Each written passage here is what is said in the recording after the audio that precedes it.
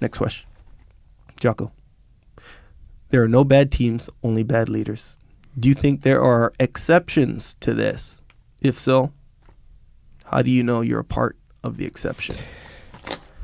That is a quote from the book Extreme Ownership, written by myself and my brother Leif Babin. Sure. And it is a quote that I don't want to say we stole, but we appropriated from David Hackworth, who said there's no bad, I think he said no bad officers, no bad units, only bad officers. Mm-hmm. And Napoleon, who said there's no bad regiments, only bad colonels. Mm-hmm. And we said there's no bad teams, only bad leaders.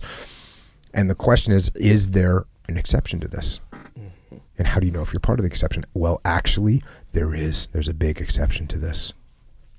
And the exception is that there are bad leaders with good teams.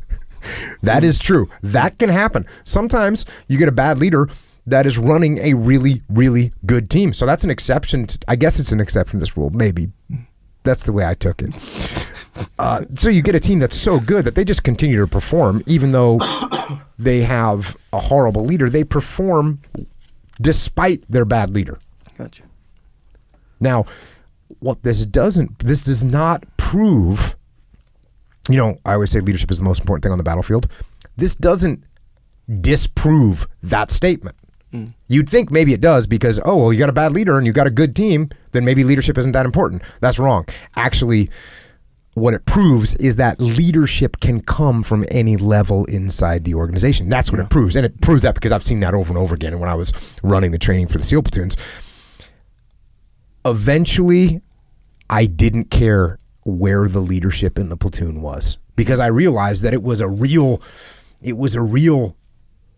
hard thing to hope for, that you had the person that was in the leadership positions, like the platoon commander or the platoon chief, to assume or to figure that they were going to be the leader that you wanted them to be, was a big assumption to make. Mm. And so what I realized after training for a while was, like, even though I wanted the leaders to be those senior guys who were supposed to be taking leadership, eventually I realized I didn't care where that leadership came from.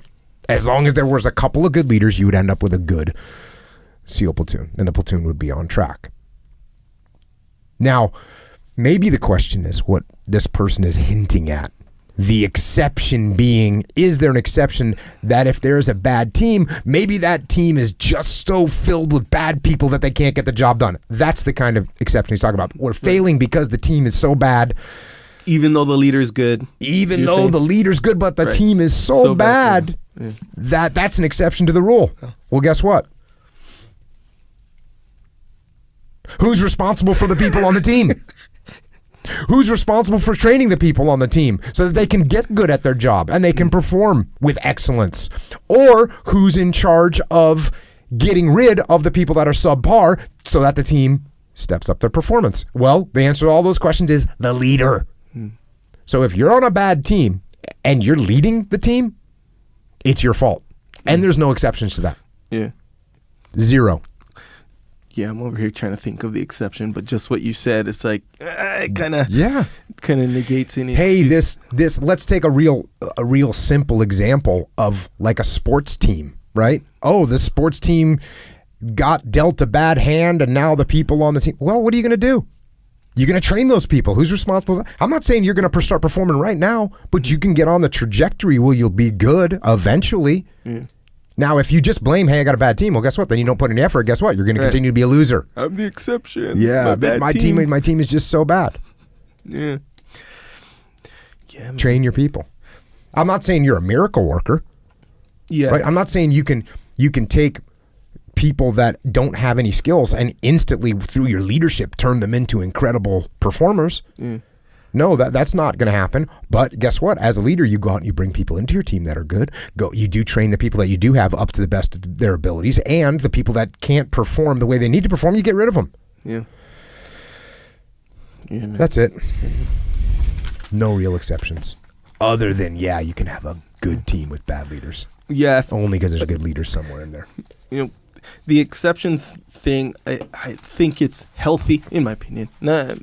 In regards to this and most other things, where if I or we start thinking that we're the exception, so we don't have to put in like, I don't know, like the work or whatever. Not necessarily the work, but the, you know how, like, okay, we'll take this one. No bad teams, only bad leaders. But, you know, if I say I might be the exception to this because my team is so bad, it's kind of like, aren't you kind of doing a little cop out there kind of thing? You 100% are. The bottom line is if you don't take ownership of what's going on, then you're not going to perform well. Yeah. If you just blame your genetics, then that means, okay, well, then I'm not going to get in any kind of shape whatsoever. Then guess what kind of shape you're being?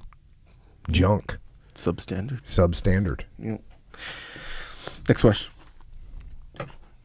Jocko. Leadership is knowing when to cut someone loose that can't perform in a team, but do you have any techniques for trying to help people who lack common sense get better in the name of just trying to make the world a better place, obviously without being a jerk? My common answer in situations like this, and you've heard it before, is to put them in charge of something, right? You got someone that's doesn't have a lot of common sense. Pick something that's maybe just outside their level of competency and put them in charge of it. Something that doesn't put too much at risk, so you can give them some room to make some decisions and some mistakes without doing too much damage. And then you coach them, you monitor them, and you coach them. And you coach them not just on what decision to make, but more important, how to make that decision. So if you think about what common sense is, if you break it down, right? If you break down what common sense is like a blanket term, and we don't really relate it to what it really means, but it's a blanket term that covers a person's sort of natural ability to make good decisions. That's what common sense essentially is, sure. Right? Because you don't look at someone makes a bad decision and you say that person has no common sense. Yeah. Someone makes a good decision or continually makes good decisions, that person's got a lot of common sense. Yeah. So what we're really talking about is their ability to make decisions. So when you're trying to help someone increase their common sense, what you're really trying to do is improve their decision-making process. So some things to look at when it comes to improving your decision-making process. Number one, learn how to step back and detach. That's number one. You can't make good decisions when you're all embroiled in the gunfight. Learn how to analyze and assess and create different courses of action. Some people only see one way. And when you only see one way and you can't detach, you never open up your mind to see that there could possibly be other ways. You have to, in order to have good common sense / make good decisions, you have to understand how to look at and understand what the consequences of your actions are going to be. And that includes second and third order effects. Because a lot of times when people, that guy has no common sense because they do something that to them makes sense at that moment. They don't understand what the consequences are. They don't understand the second, third order effects. And so it ends up being a bad decision. And we just throw out like, oh, the guy's got no common sense. Yeah. To make a good decision, you have to know how to mitigate risk. That's also very important. To make a good decision, you have to understand what your assets are and what kind of resources you have, even on a simple decision. Even on a quote common sense decision, you have to understand what you have at hand to help you execute whatever decision you make. You have to, this is a big one, you have to learn, if you want to make good decisions, you have to understand that you're going to make some assumptions, and you have to analyze those assumptions and see which ones make sense to make and which ones are not sensible to make. Because obviously, and there's that old saying about assumptions, don't assume, because it makes an ass out of you and me. That's a pretty realistic saying. It's a pretty good saying to keep in the back of your mind if you make assumptions on things. However, that being said, if you make no assumptions, well, then you can never move forward on most things, because you got to assume like, okay, most of the time this is probably what's going to happen, and you can go forward with that. So the list goes on and on. And what you need to do is, as you give these people a little bit of room and a little bit of responsibility and a little bit of decision making in their life. Like you could do with your kids, right? You give your kids the opportunity to make a decision. And if they make a bad decision and all you do is smack them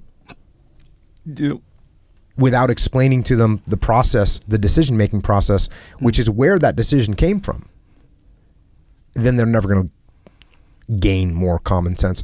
And when you think about the list, I think detachment is actually the most important thing. And I think what happens, the people that don't have common sense, they actually don't have the ability at that time, because they haven't been trained properly, to see things from an outside perspective. Yeah. Have you ever noticed when somebody does something that's complete lack of common sense, when you raise the point to them, they're always kind of like astonished that like they don't even get why what they did was dumb. They just think that that's just how it was going to be. Yeah. And they don't even understand that what they did was dumb. Yeah. And sometimes you have to actually explain to people that they're so embedded in their decision-making process, they can't see it from an external perspective, so they don't even understand how dumb their decision was. Yeah. If you can get them some level of detachment, then you're moving them in the right direction. You're improving their common sense. And yes, when you're doing that, to your credit, you are actually making the world a better place. Yeah. And you kind of said this anyway, but you give them experience, like when you let them like make sure. more decisions, because really that's really what common sense is, right? If you have or don't have common sense, it's like if you have a lot of experience, common sense is like you're a little bit more in touch with it than someone with very little experience. So let's say, it's culturally, we'll say, so in Hawaii, everyone takes off their shoes when they go in the house. That's just how. And in the mainland, it's not like that. So if I've never been to Hawaii, I have no experience in Hawaii, but I've lived in the mainland the whole time. But I don't have any access to the Hawaii culture or whatever. I go to Hawaii, I'm gonna leave my shoes on. It's like common sense, man. You take off your shoes if you've only lived in Hawaii the whole time, right? Now, you could argue, hey, all you got to do is look around and see. But bro, I'm not trained to look around to see what everyone's wearing and not wearing. Bro, sometimes it's weird. You ever notice?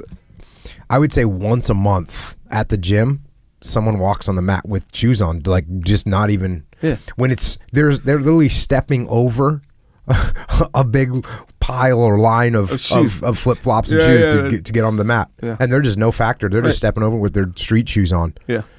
Yeah, exactly. That's the exact. And you would think common sense would tell you, hey, it looks like every single person, there's 28 people on the mat, none of them are wearing shoes, and I'm stepping over. You'd think, but that's a person that doesn't have common sense. Right. Well, so what you have to do with a person like that, when you see someone that does that kind of thing, let's say your kid did that. You'd say, hey, instead of just going, hey, take off your shoes, you go, hey, before you do something, look around at the environment. Right. Take a look around. What do you see? Yeah. You see all these people on the mat, none of them wearing shoes. And you look right in front of your feet and there's all these shoes off the mat, that probably indicates that you should take off your shoes. That should be a good decision. It should be, but now you're going into yet another different type of experience. Like if you're in scenarios often where looking around and seeing what other people are doing and wearing and all this stuff, if you're constantly in situations like that, that will become more part of your common sense, right? Yeah. But so it's like to say, there are plenty of people who in normal everyday life have normal common sense like everyone else, who would wear shoes on the mat. They just simply would, because they don't. Hey, these guys are training. They're not going to wear shoes while they're training, so they took off their shoes. I'm not training. I'm just going to go talk to this guy over here. Boom, I'm rolling with the shoes on the mat. Just like, I've never been to Hawaii. I'm going to go in this house. They live here. Maybe he just got out of bed. Maybe they just want to be comfortable because they got out of work. I don't know. It doesn't go through the thought process of my common sense. My common sense is if I don't have to take off my shoes for something specific, I'm not going to do it. That's just my common experience, So the common sense is kind of a situational thing, It's not just cut and dry. He has common sense versus not. So you put him in more experience that's common to the group. Oh man, his common sense goes up. Fair enough. I think so. Next question.